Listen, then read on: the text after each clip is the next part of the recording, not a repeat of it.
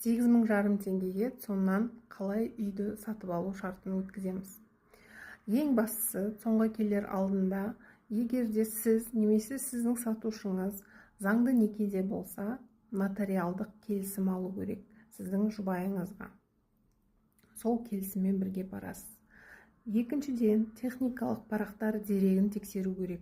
Техникалық деректер парағы, технический паспорт ескі нұсқада болса, жаңа нұсқасына міндетті түрде ауыстырылу керек. Немесе перепланировка өткізілген болса, балкон енгізілмеген болса, соның бары енгізіліп, жаңа түрде алыну шарт.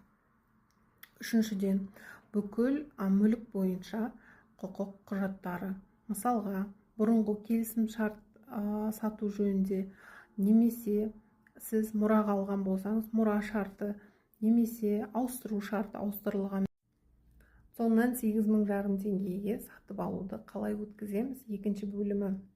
Төртіншісі, сіз сатушыдан заңдастырылған мемлекеттік тіркеуден өткен хабарламаны сұрайсыз бұл мүлік бойынша.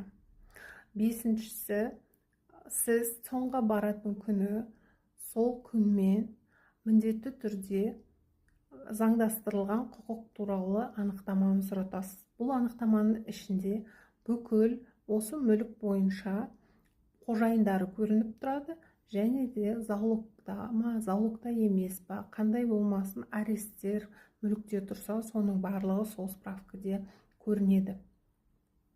Сосын цонға барғанда бүкіл қожайындары сол жерде болуы тиіс. Өздерін жеке куәліктеріңізді аласыз. Сіз де қожайындарда. Сіз сатып алушы мен сатушы бірге цонға барасыз, бүкіл құжаттарды қолыңызға алып, сол жерде ресепшеннен сізді маманға жібереді. Бұл маман бөлек кабинетте отырады. Сол жерде сатып алу шартын жасайды, көзіңізше барлығын тексеріп береді, мүлік бойынша бүкіл деректерді қарайды. Сіз сол уақытта бір-біріңізге ақшаны тапсыруыңызға болады, немесе банкпен берсеңіз, чектерді көрсетуге болады. Сол жерден тіркеуге жібереді, мемлекеттік тіркеуден келесі күні сіздің хабарламаңыз дайын болады, мүлік сіздің атыңызда болады. Еш қиындығы жоқ.